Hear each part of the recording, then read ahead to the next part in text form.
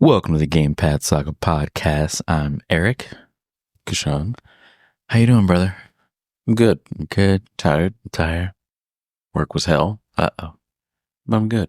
Good to hear that you're good. Mm-hmm. So, good. I'm glad you're here. Yeah, I'm glad to be here. Having a blue moon. Yes. Of course. Gotta have the blue moons. Thank you for the wings, by the way. Yes. Appreciate it. We had some wings from Broken Barrel Tavern in Palm Bay. They're very yummy. Very yummy. I would say give them a look. Pretty nice place to go to. Got you and the boys, or want to take someone out on a date. Mm-hmm. That'd be the place. Place to go. Yeah, it's nice. It's nice. So- I walked in. Oh, go I ahead. saw all these, like, I don't know if they were like our age, Mm-hmm. but like probably like a few years younger than us. Just like playing pool and Having a good time. yeah, just a bunch of girls there. And I was like, yeah, I'm leaving. So I got up and I was like, that's too much. Because I had gotten some looks from that area and not from the girls, but like from the guys, like, who's this bitch coming in here? You know what I mean? So I'm Yeah. like, look, I'm just coming to get wings. Get wings and I'm out. Like, if you cuff your chick, that's all I got to say. I'm just messing. No one got time for that. No, nobody. We don't have time for that. No, we working. We're going to school. Yes. We're doing podcasts. All right, Doing the thing. and we're doing it and playing video games. So Yes. how we fit it all in was we fit it. Yes. So before we go any further, I just want to send a thank you to our subscribers, our listeners, wherever you are, whichever platform that you listen to. Thank you for taking the time out of your day Mhm. to listen to us. Yeah, us ramble, and especially I probably have the listeners that are like, man, I fucking hate this guy. No, they don't say that. No, I'm a pretty opinionated person. Like Hey. I enjoy it. Yeah, well, I mean, I'm glad you enjoy it. You have to enjoy it. You're my brother. But at the same time, you don't have to, and you can always Right. tell me that. But I'm probably the more radical out of the group. Mhm. But that's okay. I'll take that. Someone got to has be the bad yeah, guy, right? Exactly. Someone's got to be the bad guy. But to add to that, please, if you all would like, please subscribe to our YouTube. Follow us on Spotify. Follow us on Podbean. Follow us on the Apple Podcasts or any type of podcast app that you have. And join the Discord, please. Yes. Discord is growing. I got all of 2 people in there. And we are looking to get a community of gamers that, you know, like-minded or want to share their opinions and, Yes. and learn new things and play games together. Yes. That's the That's what we're doing. So the podcast is not the podcast, but the podcast Discord is the Gamepad Saga. mm-hmm. So look us up. We'll have the link in the description. And go ahead and hit that button, like and subscribe, Yes, you and heard then it join here. us, man. Like, don't feel free Yeah. to talk to us. I'm on Discord all the time, so you can always talk to me. Come on, hang out. Yeah, and if you guys have platforms too, look at this. Hold on, I gotta pause. No, let him go. You keep this in. Let him do it. Let the boy watch. It's curious how he still wants to do that after getting his balls chopped off. But He's still a boy at the end of the day, sir. He's still a boy. Let the boy watch. Anyway, as I was saying, everybody who's going to be joining the Discord, we are also here to promote you all as well. So you have any streaming platforms, anything like that, get in the Discord. We have a self promo. You can always post your stuff in there. I'll hop in and watch you. I'm pretty good at, you know, keeping up with that type of stuff. So, or if you guys got podcasts too, like, yeah, you can always pop it in the Discord. dropping in there. Yeah. But good news, we are actually going to patent and make Gamepad Saga Is that what we're doing? an LLC. Oh snap! We are going to make this a official business. Going legit, homie. Yeah. So we're pretty excited about it moving forward. We've got some nice business plans ahead. Good. Yes. So, yeah. And thank you for being on the journey, you all. I appreciate it. Thank you. All right. So before we go Further. before we go further into what we were actually going to be talking about, Switch 2 got announced. Switch 2 news, yes. I saw a little bit of news. It wasn't, well, I don't say my cup of tea, but at the moment, I'm not in the market to look for one. Oh, I did see it had a bigger screen, but for me, with you just giving me the Steam Deck, I was like, oh, do I really need a Switch too? What are your thoughts? well, I'm definitely getting one. Mm-hmm. I don't have the same animosity towards the Switch Pro, Switch 2. I want to call this a Switch Pro. Right. Because this was supposed to be what we were supposed to get in. Instead of the OLED model. Yeah. Okay. That's my theory. Mm-hmm. I believe that a lot of people were thinking that maybe the graphics or the processor isn't going to be that great. Second beer, boys and girls, second beer. Number 2. That it's not going to be that great and all the rest of the good stuff. My thing is this: if you're going to upgrade to something bigger now, I'm pretty sure it's going to be at least, and this is just my opinion before actual info comes out, right, is that it's going to be at least PS4, Xbox One caliber graphics. Makes sense. I would say, just because it's a handheld. You can still dock it, right? Right. You can still dock it. It still has a dock and everything like that. I do like the Joy-Cons on it. Are they magnetic? Yeah. Well, I don't know if they're magnetic, but you can like slide it in. You can just put it inside of it. And not like before we had to make sure it lined properly. Right. Right. And well, the thing is now is working at the game store and realizing like, you know, people buy these things for their kids and stuff like that. And then they come in and it's like, oh, well, hey, my Joy-Con doesn't work. Or, you know, when they come and trade them in, you know, I do the Joy-Con test. I take my thumb and I just tap it. I lightly tap it, go like this, boop. And if it slides up, I know you done fucked it up. I know you did. And then you got mothers coming in saying, hey, I need to get a pair of Joy-Cons. And then when I tell them how much it is new, they look at me like I have two heads. And I'm like, look. I think I did that when I just wanted a different color instead of the red and blue. I was like, see what other colors they have. I was like, what? But hey, that's the price most controllers are now anyway. Yeah, no, I mean, yeah. New consoles. Anyway. Yeah, they're getting up there with the controller prices. And that's why I just got an Elite controller. I play it on PC and I just stick to that and call it a day. Yeah, well, depending on the game I'm playing, I use it. That's true. I don't use it very often. It's because I have like played my whole library of games. Oh yeah, so Eric is now a new member of Steam. Yes. Congrats. Yes. Caught myself looking through the store. I was like, what else is in here? So we share libraries right now, and he's been having a time looking through my stuff. My life. Oh yeah. I keep saying, there's new things in here. Yeah. I like bought like quite a few things like the other day or something like that.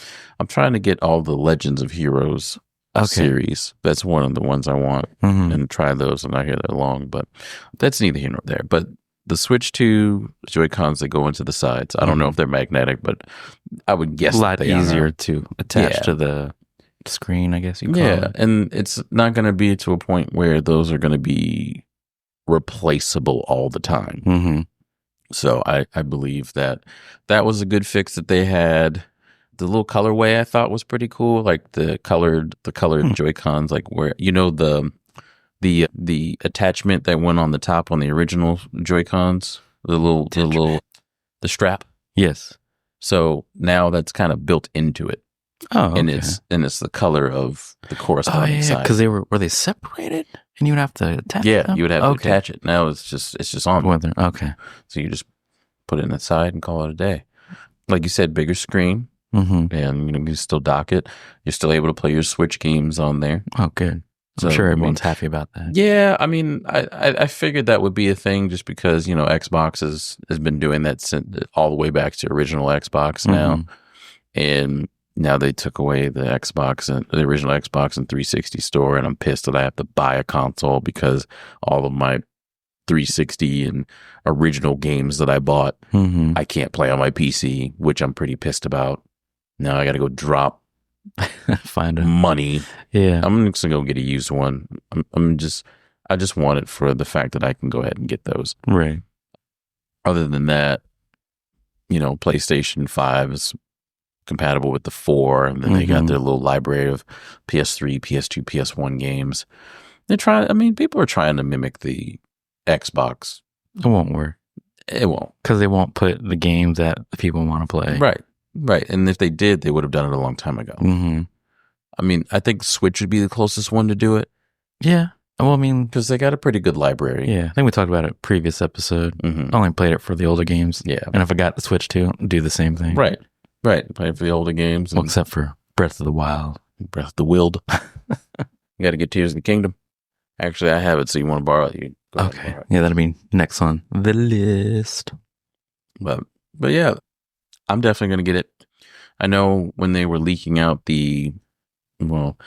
I wouldn't say leaks. I guess the speculation. I don't believe in leaks anymore. I think they just throw it out there just to gauge interest or drum up interest. Yeah. RGT 85 was actually doing that for a little bit. And I'm like, man, dude, stop it. Just stop it. Just wait for CES. Mm-hmm. It's right around the corner. You coming out with all these videos. I mean, and hey, rightfully so. You're drawing attention. I'm watching it. You know what I mean? Right. It's just like, just like that old journalism aspect. Be the first one to break the news. Mm-hmm. But I mean, he's pretty good at explaining things. So. Yes, I would agree. But being in the market for the Switch 2 would probably be something I'm looking into. I need the ROG Ally too, but that's neither here nor there. But I think, all these other handhelds that we have now. Yeah. It's because of the Switch. Or actually, let's be real. It's because of Game Boy Advance. Yeah. The Game Boy Advance, DS, 3DS.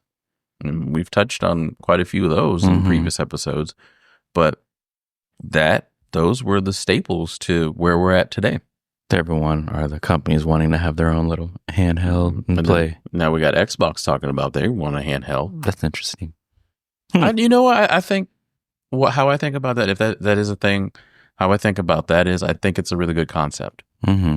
Reason being is because they've had the best systems come out in the generations of old. They've had the best systems graphically and hardware wise. Yeah.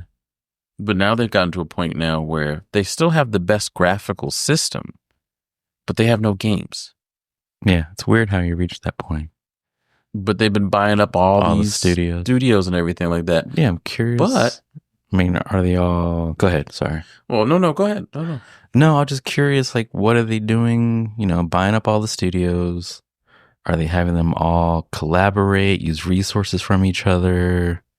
I'm guessing that's one of the things. I think the other thing too is that they are trying to gatekeep the competition from getting to these. That makes sense. Particular companies. Here, we'll just pay you a bunch of money. Well, they own them, but I was just thinking wrestling crossed my mind as far as how they would just take all these indie wrestlers and just hang on to them, pay them to sit home so no one else can pick them up. Right. Huh. So I think it's along those lines. It's like, hey, we're gonna make a conglomerate here. We're gonna have these companies that actually have come out with good games, and then when we're ready to bring out some good games, we're gonna get it when we want it, instead of thinking like, oh, okay, well, this company's got it. This company made a contract with them. Now it's exclusive to them for a year. Yeah. And they kind of took that advantage with Indiana Jones, but they were at a disadvantage with Call of Duty for the last 4, 5, 6 years when PlayStation and Activision partnered. Oh, that's right.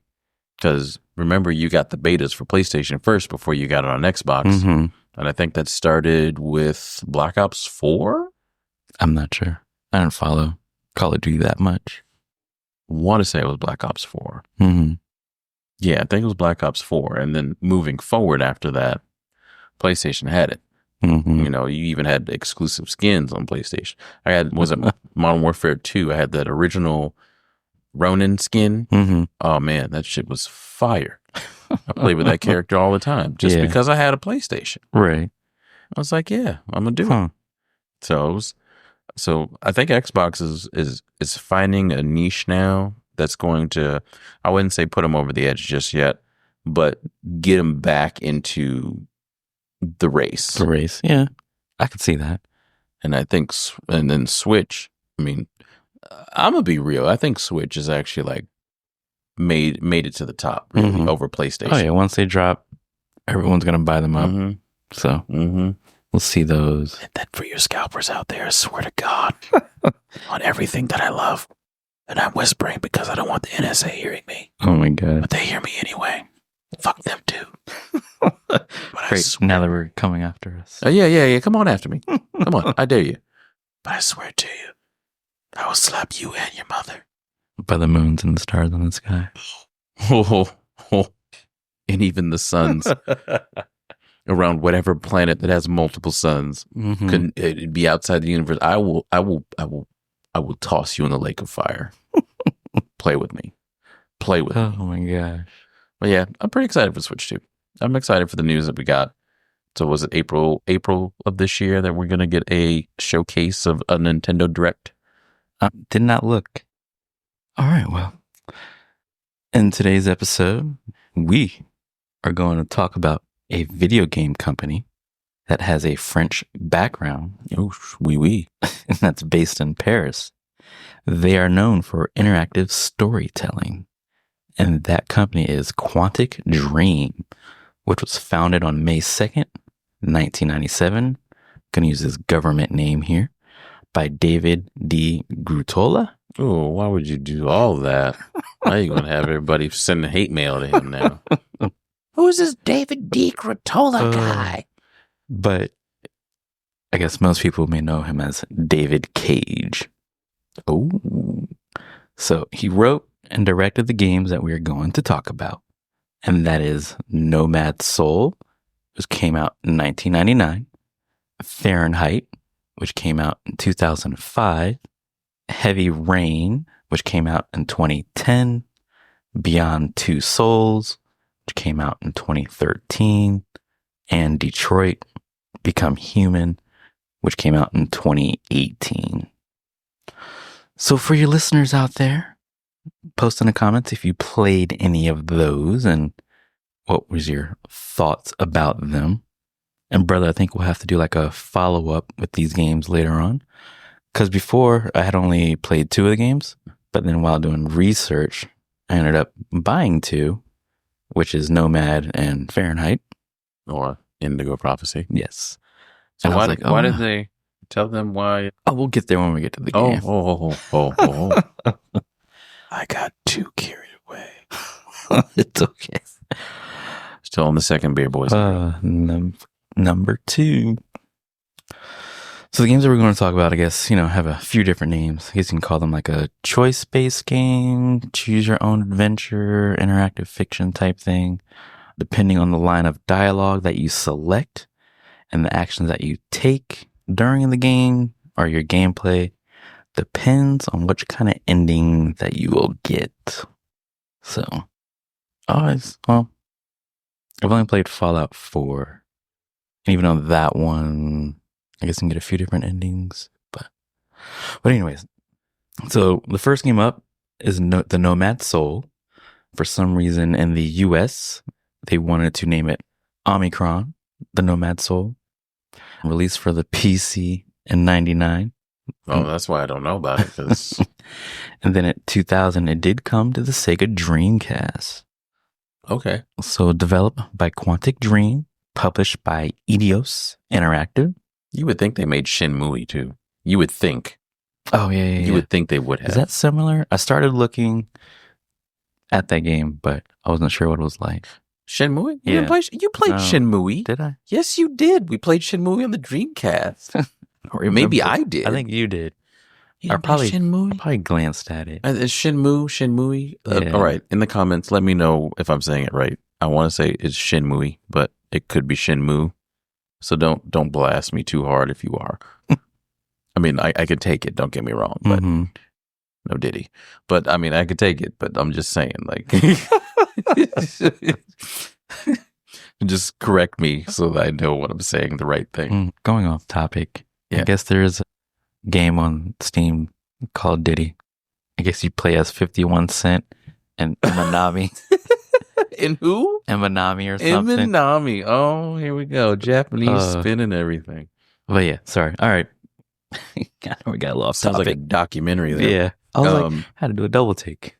But yeah, you would think this company kind of made Shenmue just kind of based off of like some of the things that, they have their games with. But anyway, go ahead. I'm listening. So a port for the PS1 and PS2 was in the works, but was canceled due to low sales to the Dreamcast. So, Man, the system that died for no reason. So a little tidbit here. David Bowie, rest in peace, did have a cameo in the game, and he also contributed to the soundtrack. He did voice acting for the game as well. There was a band, I guess, in the game called the Dreamers, and of course, Bowie provided the voice for the lead singer. Nice. And he also voiced a character named Boz, and I guess you can call him like he's in the supercomputer, like he's the computer or in the computer network. Fair. So not like a physical character. Okay. But he can just zoom around the computer network. Interesting. So to give you an idea or the premise of the game, the setting is, futuristic. Everything takes place on the planet of Phaenon, Phaenon, and the Phaenon. Phaenon, yeah. Phaenon. Yeah. And the planet is going through a very terrible glacier era. The planet's only sun has become extinct, and this has caused eternal night and freezing temperatures on the planet. So bring your blanket, bundle up, because it's cold outside. Yeah, and you better bring your flint too, because if you can't start a fire, you're fucked. Completely. What about the people, you may ask? Well, they take shelter in 5 cities that are encased in a crystal dome. Oh, you remember this game now? No, but it reminds me of a book. I think Really? it was Fahrenheit. Okay. 451. Was that they have in like there? a utopia or something like that? That was So like, I haven't read that book, was it Fahrenheit 451? but I think that's more of a book banning type thing. I mean, I guess it could be in there. I don't know. Well, no, it wasn't banned when we went to school. No. Like the premise of the story in Fahrenheit 451. I think it's very similar to what you're telling me right now. Because I did see there was one on Amazon that features Michael B. Jordan. I was like, maybe I should check this out. But yes, it is a book. Michael B. Jordan. Haven't heard much from him after he crashed his car, but I hope he's doing well. Yeah. However, staying out of the limelight. Yeah, stay out. Please. If you're staying in the limelight now, something's wrong. Just stay out of it. So as the player makes his way to the universe, a central computer, I guess it's called IX, or I guess 9, that presides over the city of Omicron. This supercomputer has information about the entire galaxy. And with this info that the computer has, it is better equipped to manage humans. I feel like I have heard this before. Like some, I don't know, iRobot type thing or something. So the game starts with the big bad prince of eternal darkness, Astaroth, who is the son of evil and the emperor of the last circle of hell. Says that he has bigger plans. So he steals the computer and vows that he is out for revenge. Oh boy, here we go. Battletoads Part 8. Oh my God.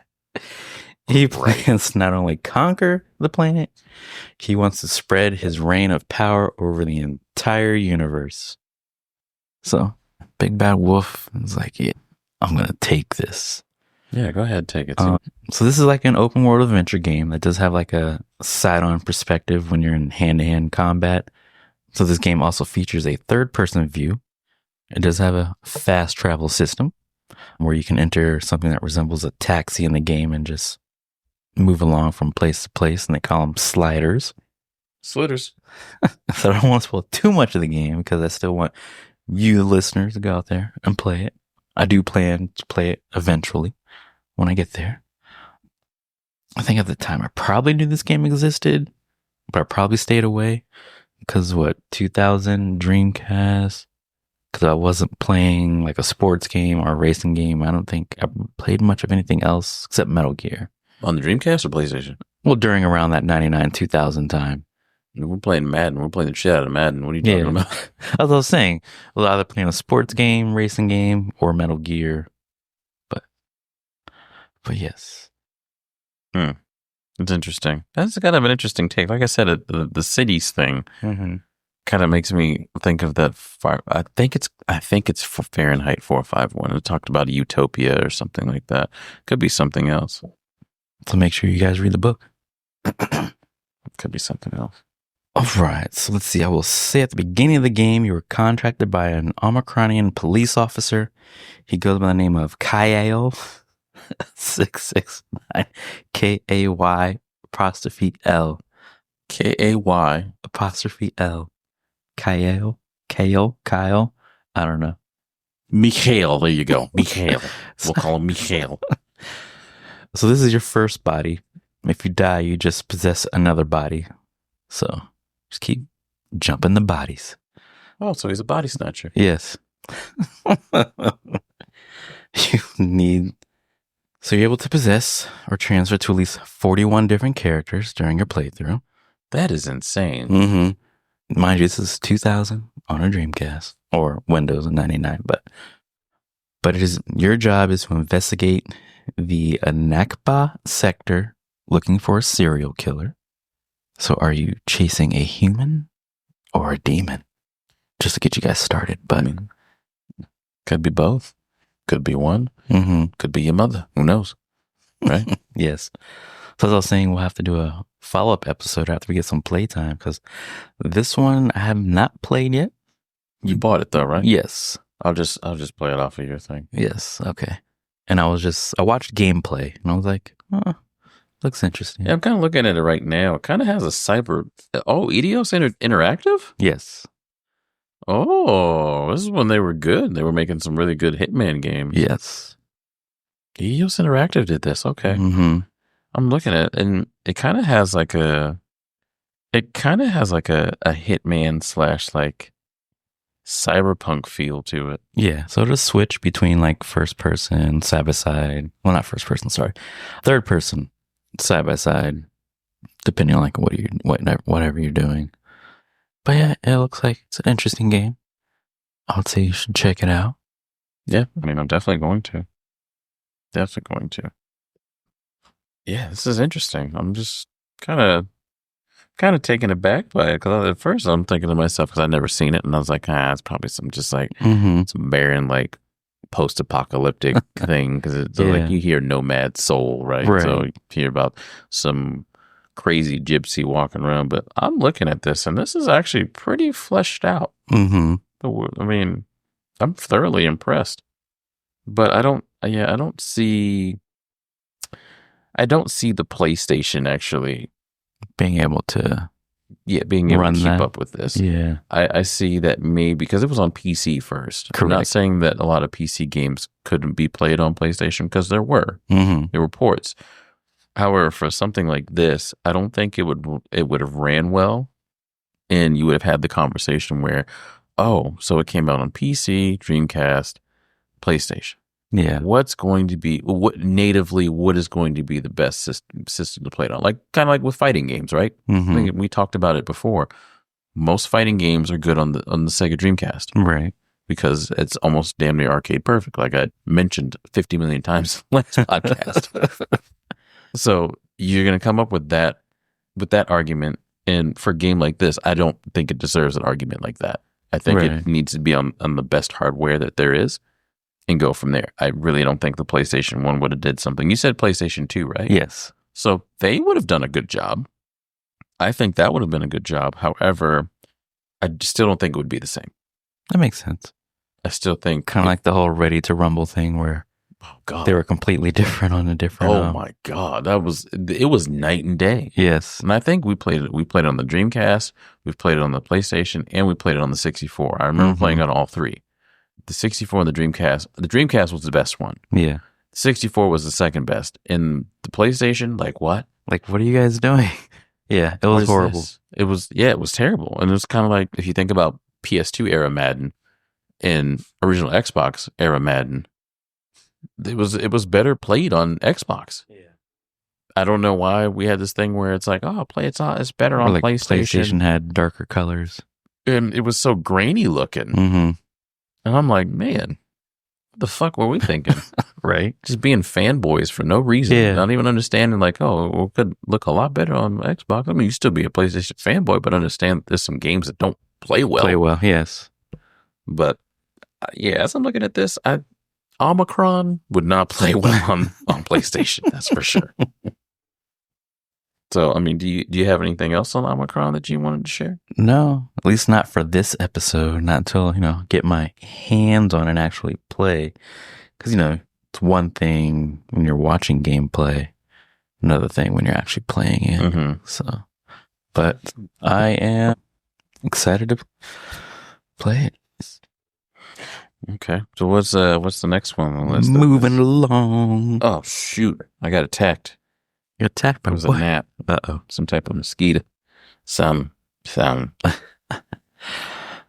So the next game is Fahrenheit, known as Indigo Prophecy in North America.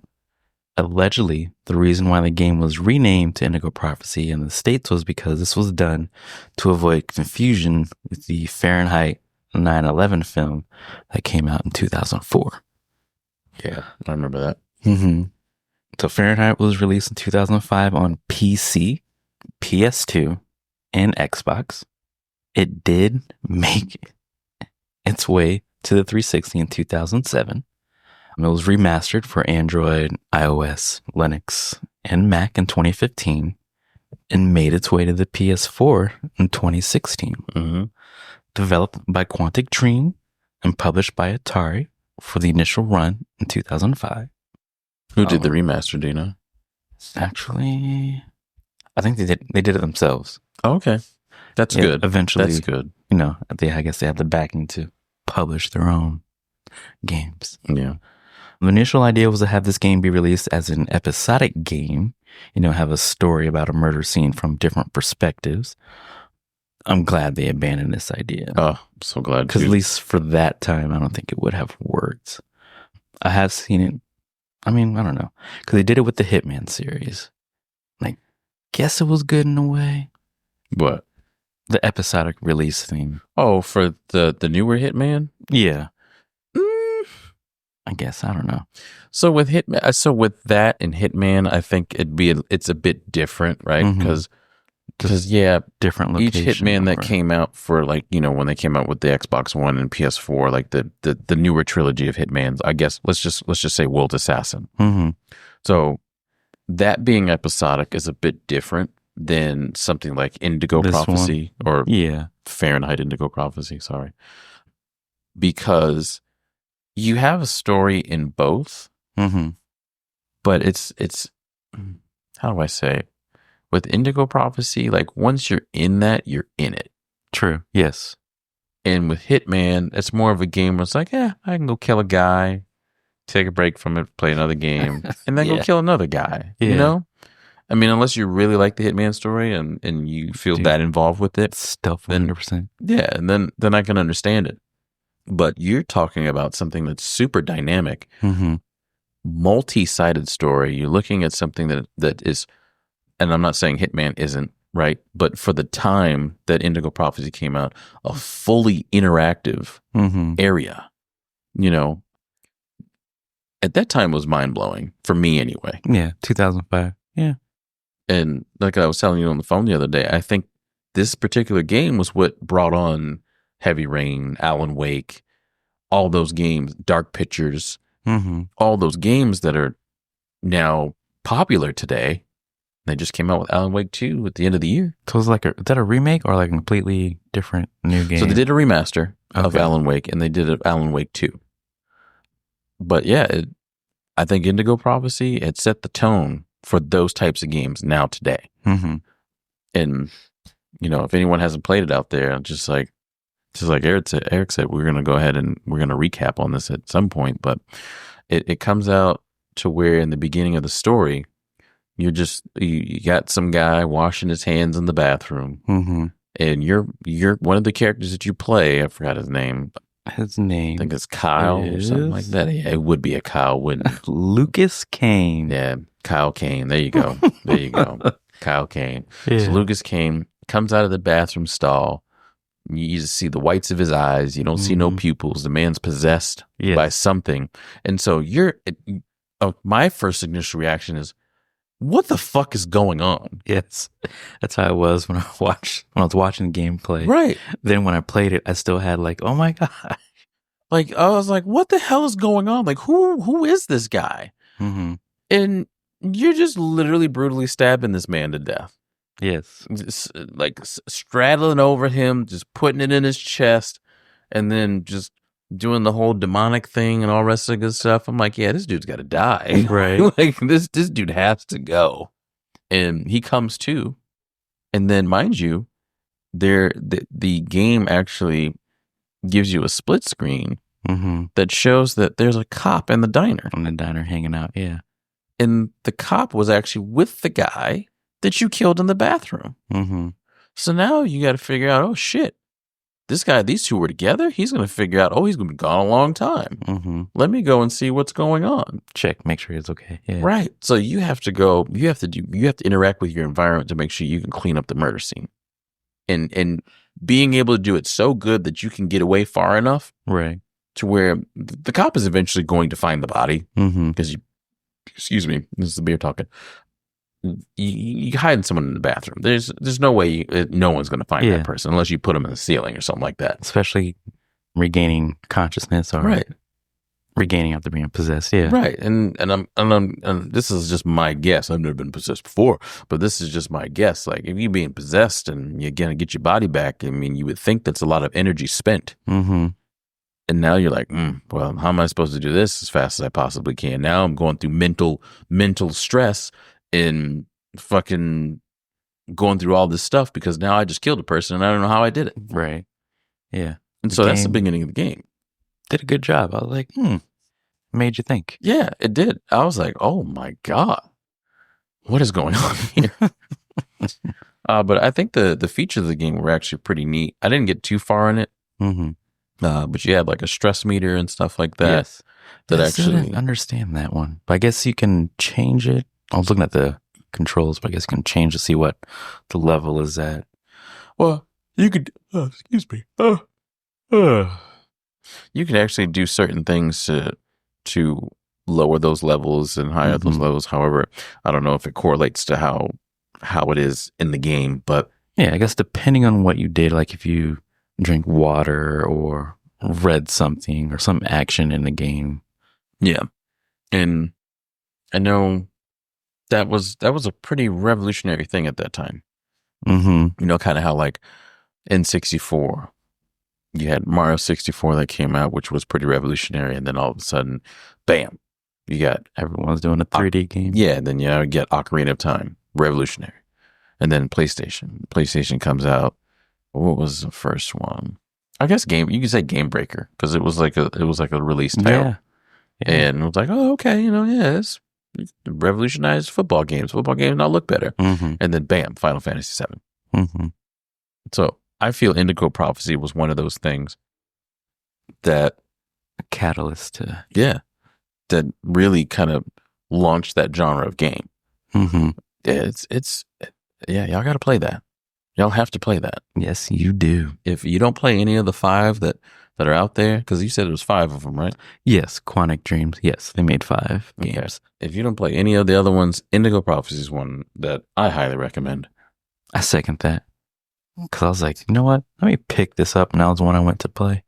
I was like, this game is effing good. Yeah. Indigo Prophecy, baby. So, I think it was our Grand Theft Auto episode where I complained about character switching. Well, which one?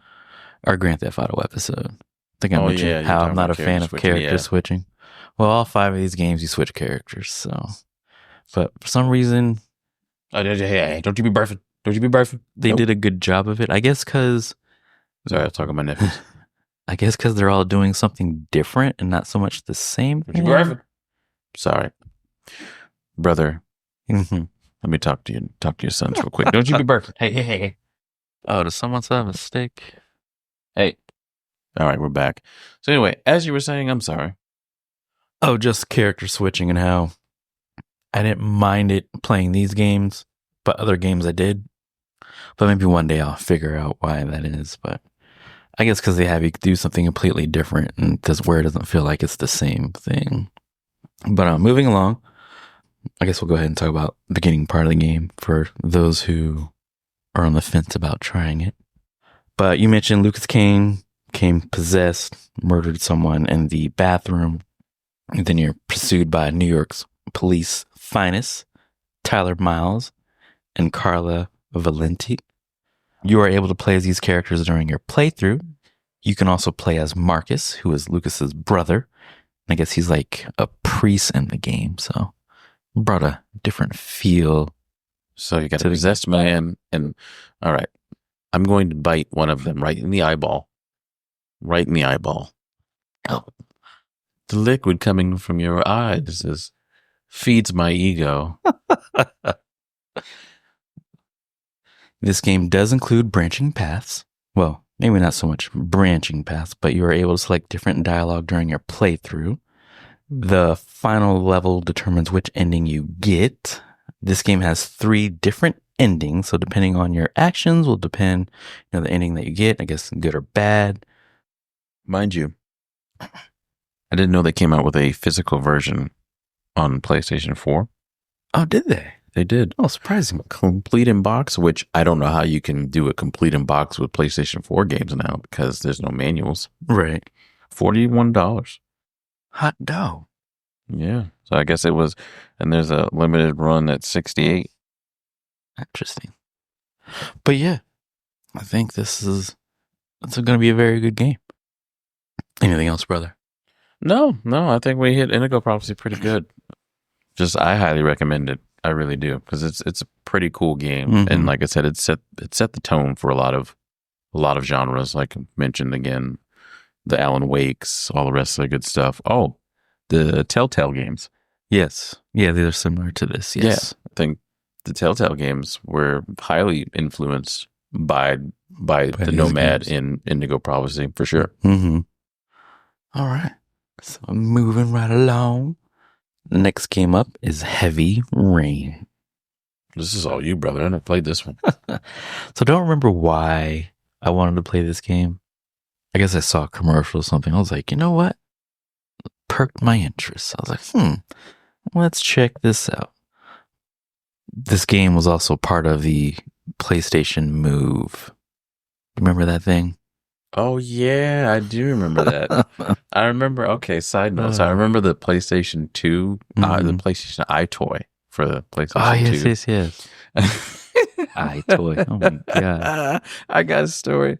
So me and Steve, I don't remember who took us to Walmart. I don't know if it was you or if it was like Amanda, his sister, or if it was Steve's mom. Bless your soul, Mama Dickie. Mm-hmm. Anyway, so I was me and him. It was probably somebody else. I'm not sure. I think might have been Ree.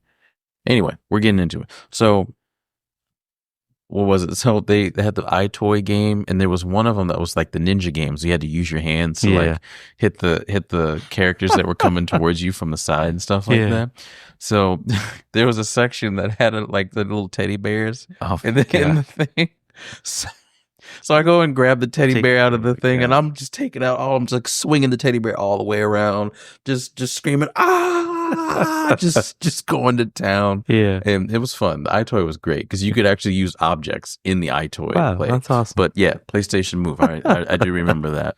There's very limited games for that. There was. Very limited. But I mean, it was wasn't the greatest thing, but I didn't know Heavy Rain was with the PlayStation. Yeah, because there were certain movements I guess you had to make for certain actions. Turning the wand for the key and stuff like that. There was keys in the game. I'm not sure. Again, I don't even know. I mean, complete whatever action, but yeah. This game was released on the PS3 in 2000, ported to the PS4 in 2016, and ported to Windows in 2019. Developed by Quantic Dream, published by Sony Entertainment. What did that call it? A PlayStation Move? Yeah. Yeah, PlayStation Move. I never used it. No, I never did either. This is in Heavy Rain, if I remember, was for the PS3, correct? Yes. So, you had branching paths. Play as 4 protagonists that are involved with the origami killer. And he's a serial killer that uses, long periods of rain to drown his victims. Unlike the previous game, this one used a lot of quick time events. So just kind of watching along, then press X, circle, triangle, or whatever. Okay. This was, so Shenmue. There we go. Shenmue. They did the same thing? Okay. And then, but Shenmue also had like combat aspects where it was like, you remember when Tekken 3 came out with that like side-scrolling feature story mode? Tekken's all you, man. Okay, so it was very similar to that. Yeah. Maybe one day I'll play the Tekken games. Go back and play them. I got Tekken 3, so you just let me know. Okay. The characters that you play as are Ethan Mars, played by Pascal Langdale. Ethan's a father of 2. And of course, I don't want to spoil too much of the game because I suggest you guys check out Heavy Rain. It's a fun time figuring out, I guess, the story. So what was your favorite thing about this game? I guess for me, it was a change of pace. Because, like I said, mentioned if I wasn't playing sports game, I was racing or breaking necks in Metal Gear. But just going through a story and seeing who sent you water, water, and seeing one story from different perspectives. So you know how you always talk about how games make you think outside the box, like Mega Man or Mario. Yeah. These games made me do that, made me think, okay. So now we have to apply that to actual game characters and we can get some good content out of that. Yes. Norman Jaden, played by Leon Akindin. I probably butchered that one up. Akindin. Poseidon. Ockenden is an FBI profiler that has an addiction problem, and he's addicted to tryptocane. Yeah. I wonder what that is. Let's look that up. Go ahead, continue. We have Madison Page. Jackie Ainsley provided the motion capture for this character. She is also married to Guy Ritchie. Guy Ritchie, anyone? But anyways, Judy Beecher provided the voice and facial motion for the Madison character. Oh, well, it's a fictional drug. Tryptocane. You know what? Get the fuck out of here. But Heavy Rain was first pitched to Microsoft, but they didn't like the idea of child kidnapping. So they're like, no, we're good. I guess. Yeah. Yeah, because this game will pull on the heartstrings a little bit because you're kind of like, what the hell? But, one of those. Yeah. Okay. The game does have 17 different endings. Oh, wow. But that's all I'm going to spoil for you guys. I don't want to get too deep into this one. Kidnapping and 17 different endings. Yeah. So, depending how you solve. This is when Nomad and Indigo Prophecy has started, man. I'm telling you. Oh, I mean, it has been a while since I played this game, but it's a good play. It's a good game to play. Okay. Check it out. Check it out, baby. Moving on to the next.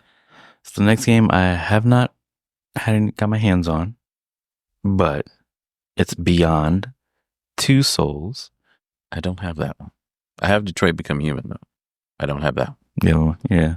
Still haven't played both, but play it, man. You'll enjoy it. I know I will. And probably sure. I just need the time to do it. Right. It is time consuming. That's why I don't play these too often, because it is time consuming, but also enjoyable. Well, I'm going to play this week anyway. I'm going to play some of them. Okay. And get that going. Yes. You'll have fun. I swear.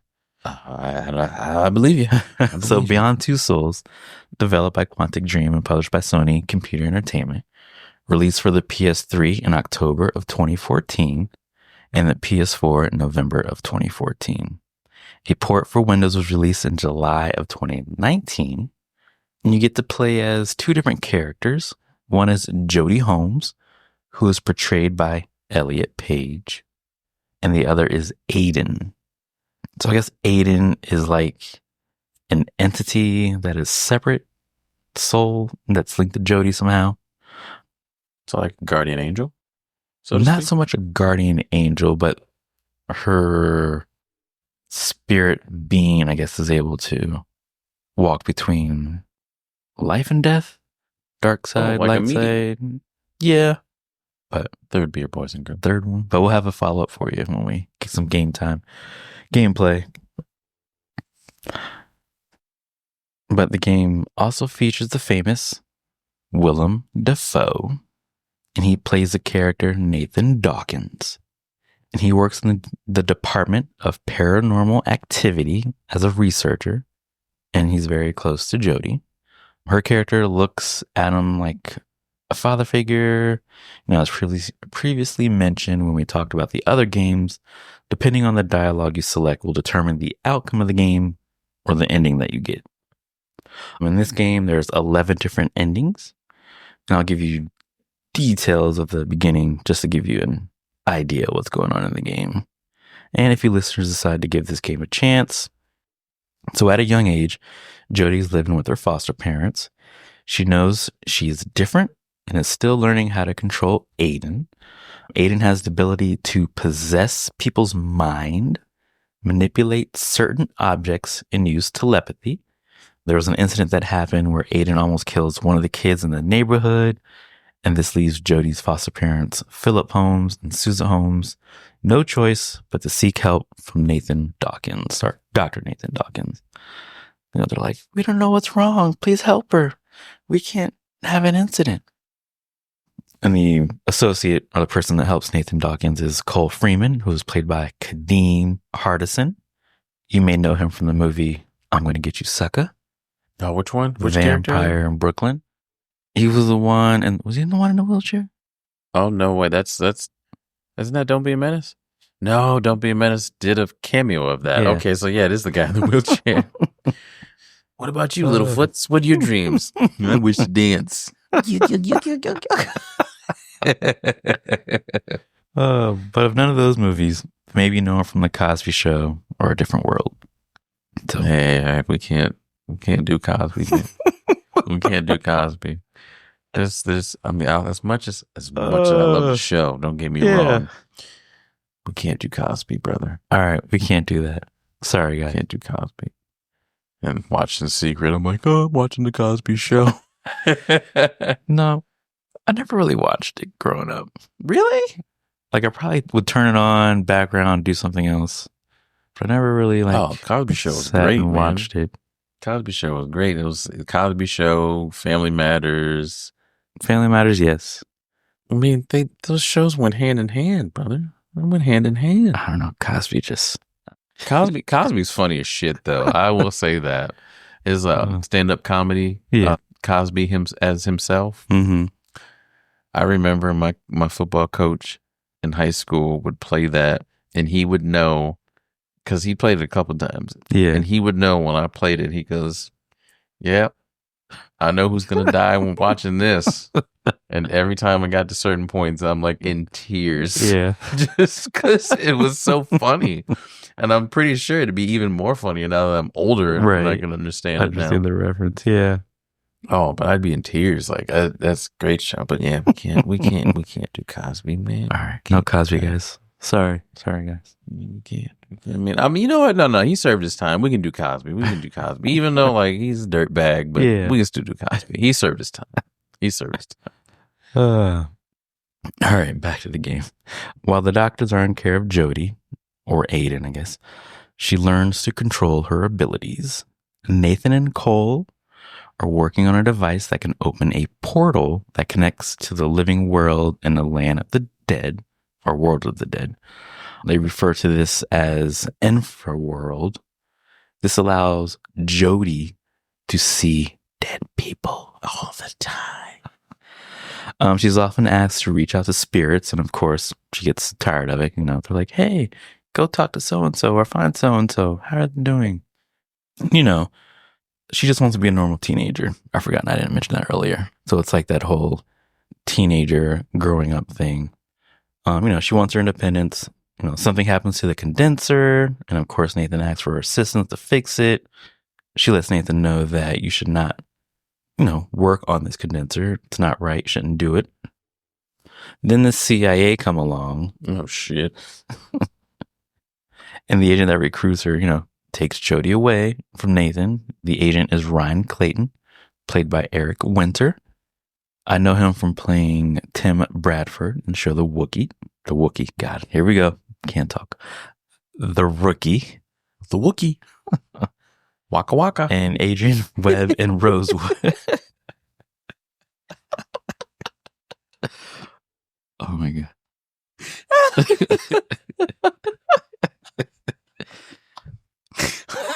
Oh my god.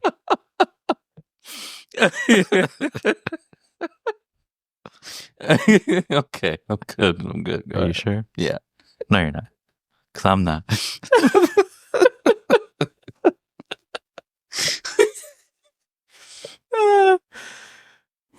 Breathe in, breathe out. Okay. All right. Yeah. Go So ahead. you know, the CIA takes Take a her, drink. and of course, you know, the CIA wants to use her as a weapon. But yeah, I think this would be a very good game to play. It's the only one I guess that's left for us to pick up, get some hands-on experience. But Well, I mean, yeah. I guess we'll have to pick that up sometime this Yeah. week. I don't know. I'm kind of the whole. I guess we'll see the teenage aspect. Like, I'm just a teenager. Leave me alone. Oh, kind of like Life is Strange. Yes.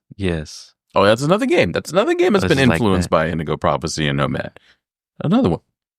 I didn't think about that until now. That's great. Great series, by the way. Is it okay? I Great saw it series, popped from up, what but I I never picked it up. From what I hear, is a great series. Also pulls at the heartstrings as well. Oh boy.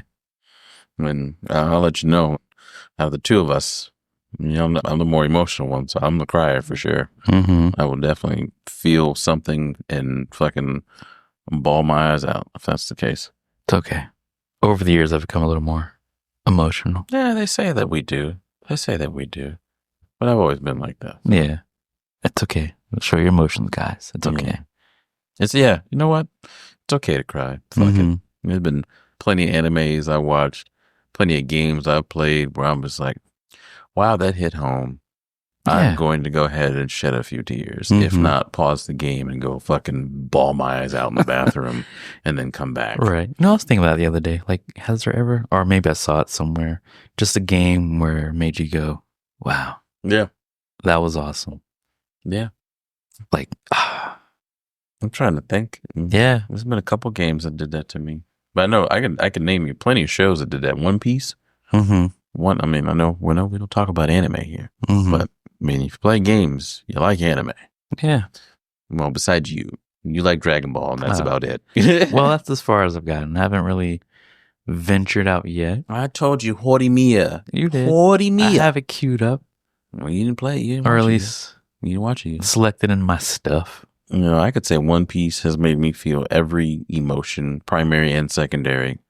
Really? Yes. Wow. Oda is one of the best. Look, some of the dialogue in that show is like, oh, this is rough. This Mhm. is so rough.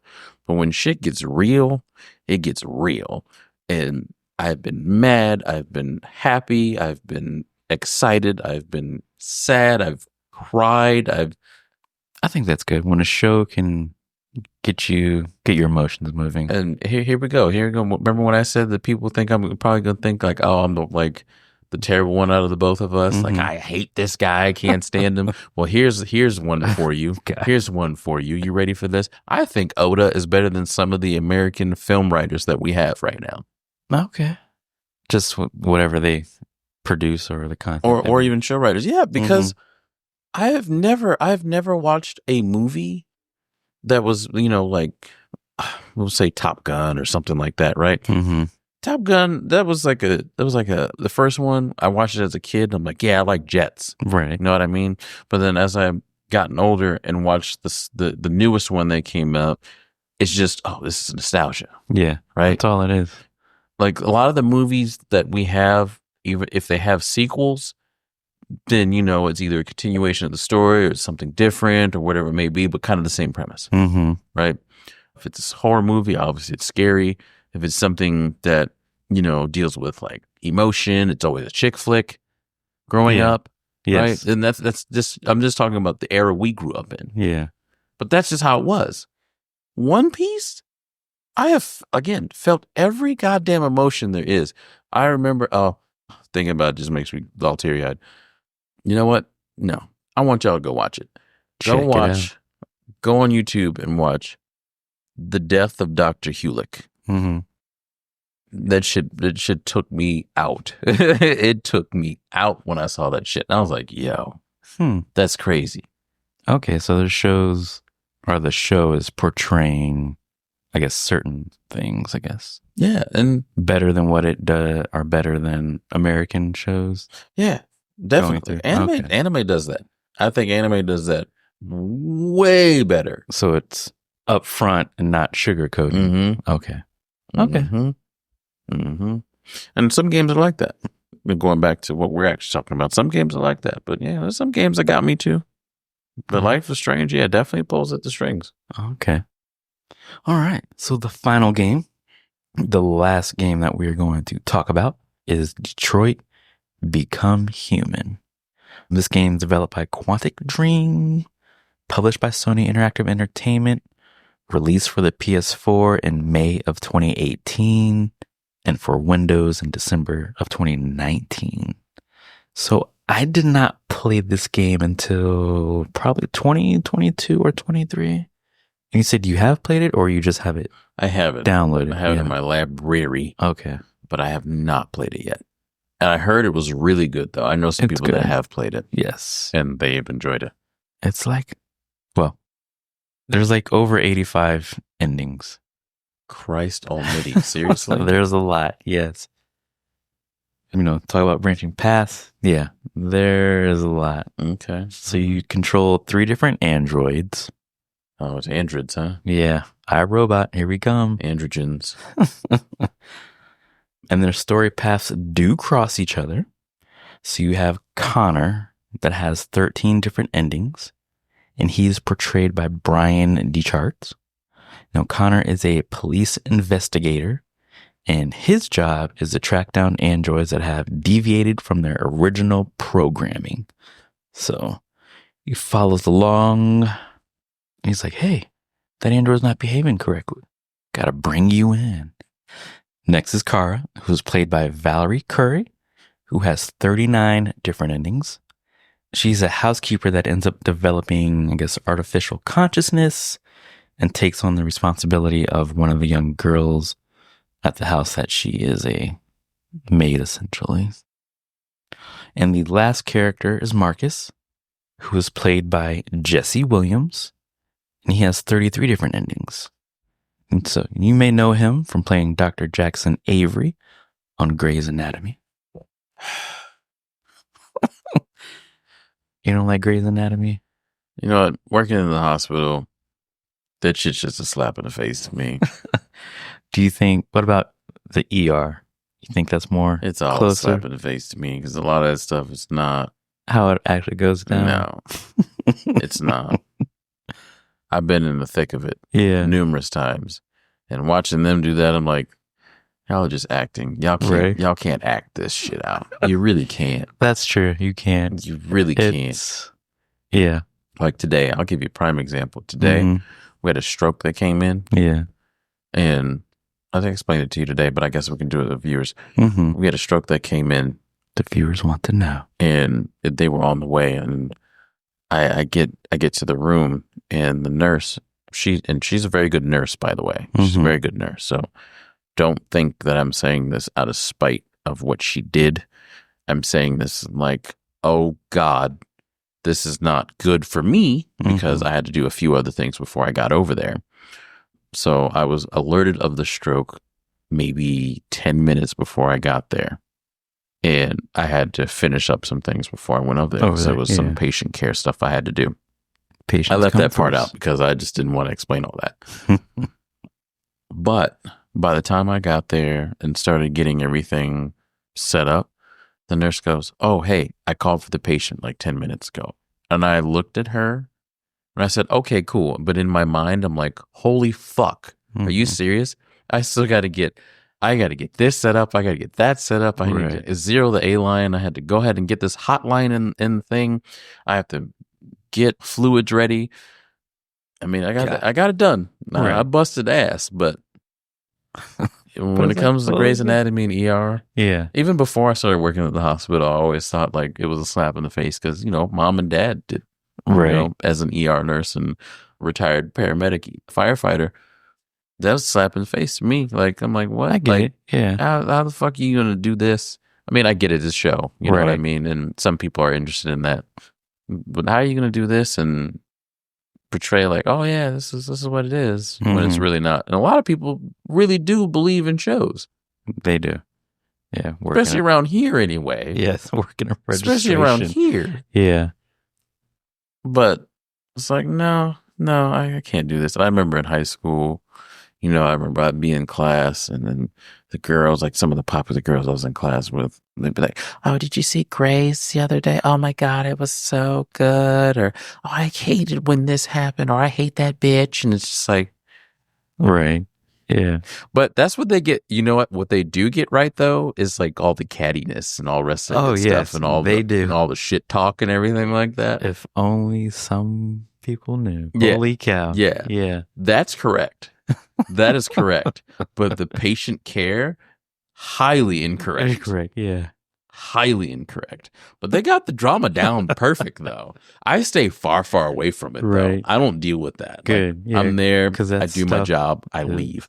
And if I'm in any type of drama, or if someone's coming to talk with me, Mhm. I listen, or I'm like, hey, maybe you just take the high road, just ignore it, you know what I mean? Or, hey, pull them aside and talk with them, you know what I Right. mean? And there have been a few times where I had to pull somebody and say, hey, like, you kind of fucking up. Mhm. You need to get your shit together. Let 'em You know, know what I yeah. mean? In a nicer way, obviously, but a couple times I've had to do that because, like, I care about my team, and I care about my anesthesia tech team. I care about the scrub tech teams, and I care about the nurses. Because we had Nick on here. He's a nurse. He's a newly OR nurse, and I want to protect everybody as much as I possibly can. Yeah. But see, Looking out for the team. right, and that's what Grey's Anatomy doesn't show. Because there are people that actually do look out for one another. You know what I mean? Oh, hey, you didn't get this done? I got you. Don't worry about it. Oh, hey, I'm running up to a stat C-section. I'm getting a call on my Vocera. Mhm. Hey, you all right? Did you hear about the stat C-section? Yeah, I did. Okay, do you need help? Do you need anything? Do you need me to make an A-line, hotline, whatever it is? No, we're good for now, but I'll let you know. Mhm. Like, I got a pretty good team.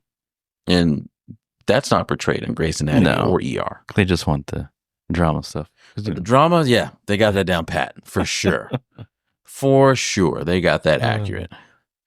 But yeah, anyway, back to... we ventured off a little bit. Yeah, sorry. That's okay. I got sidetracked. But funny enough, Jesse Williams' character, Marcus in the game, he's a caretaker.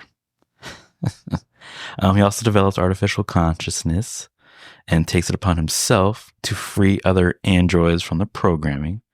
So a little thing that I found out, I guess he is like but he is an activist. So I thought that was interesting that they put that into the game. I will spoil a little bit of that, but the game does have a point where I guess they are fighting for rights as well. I was like, because, with everything with wanting to make androids and, should they have rights equal to people? But anyways, the game is set in 2038 and not all humans are comfortable with androids roaming around them. You start to think deeper, about Mario, Mega Man, and Samus. Like I said, we talked about earlier. Like I said, this game does that for me. How I feel about robots or androids around me. How would you feel about a robot beside you, I guess, assisting you in daily activities, or just would you accept having a robot? Yes and no. I guess yes, and I'm gonna start with no first. No, in the sense, in the era that we grew up in, is basically you pull yourself up by your bootstraps and you fucking get the job done. Yeah. Passing has, excuse me. You get the job done, and if you don't get the job done, you keep doing it until the job is done. Right? Yeah. On the other hand, though, I like working when it benefits me, right? And I think everyone likes working when it benefits them. I'm not saying that I don't like working as a team. I can do that, and I enjoy that thoroughly if my team is good. But if I have a chance where if I don't want to work, if I don't want to do something and I can have someone else do it, yeah, I'm going to do it. I can see that. I would claim myself one of the laziest, hardest workers, if that makes sense. It does. I will work hard, like, because I'm there to accomplish something, right?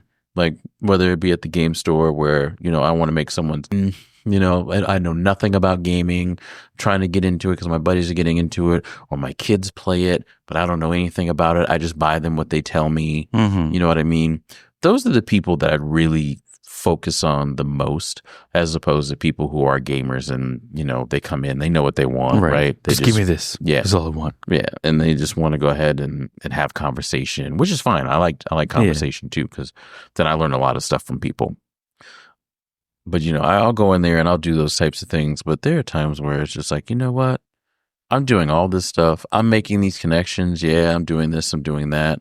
Or I'm saving a life, or I'm impacting a life in a positive way. But at the same time, I'm not getting the recognition for it.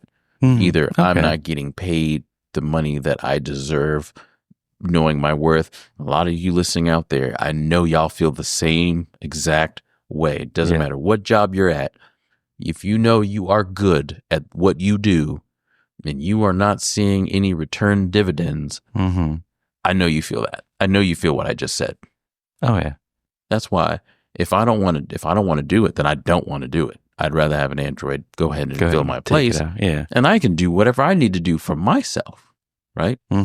If I put in an 8-hour work job or a 12-hour job where I give you 3 days out of my week, which is what, 36 hours? Wait, 24, 36, 72? 72 hours. 48. We can't do math today, guys. We can't do math. And I'm in math class right now. 12-hour shifts. That's 12-hour shifts? No, is that what you're doing? 12 hours? Yeah, so that's 36. 36 hours, yeah. 36 hours. If I'm giving you 36 hours out of my week and I'm accomplishing what I need to do, but I know I'm not getting a raise, I'm not doing anything like that. And we had our merit raises and they were sad as fuck for what I have to do. I just was shadowing someone the other day. And they said, wow, for what you do, and I learned how much y'all get paid, there is no way I would be satisfied being paid what you get paid and the responsibility that you have. Yeah. I agree. I totally agree. Like, I'm used and abused. Right. And not saying that people use and abuse me purposely, but in my role, I'm used and abused. Like you said, your responsibilities that you have and what you do. Yeah. And yes, I somewhat enjoyed the fun in running around and stuff like that, as long as I'm not backtracking. As long as I'm not backtracking. You make me backtrack, I am already mad. Don't do that. Do not do that. Keep me progressing forward. Yes. Right? Yes. That's all we want to do. Right. But if I don't want to do that, and I need a rest day and I want something else to fill in for me and I still get paid. Yeah. That's the same thing as having your own business and then, hey, you know what? I don't really want to run it. You're going to run it, but I'm still going to get paid. I'll pay you to run it, but I'm still going to get paid. Passive income. Yes. That's why I would want an Android. Gotcha. Okay. I went through all that just to say that. I mean, I'm probably more on the no side. Just no. If we're gonna have Androids next to us soon enough, my man. Right. We are. Some if not an Android, some type of technology. Similar to. I mean, I don't know. Our phone's halfway there. Yeah, I mean, their phones are halfway there. Yeah, because now every app you go into, well, AI, whatever. See, so since we're talking about not Beyond Two Whole Souls, but Detroit Become Human, we're talking about Androids. Androids, AI, yeah. Like, I mean, we've had AI for years. Think about it. Just something, I guess what you call it, predictive programming? We had some type of, I wouldn't say it was super accurate, but it was to the point where, all right, let's for instance, ads. Yeah. Catered ads for it. Yeah. Ads were kind of like the first AI. Yeah, because Right. if they wanted to tailor whatever you're looking at. Right. Yeah. And then you would see it on the side of your computer, or if you got fucked up with a Trojan or something like that, it was a pop-up. Yeah. But now they have listening devices and everything. Yeah. Now they have listening. Fuck you, NSA. Fuck you.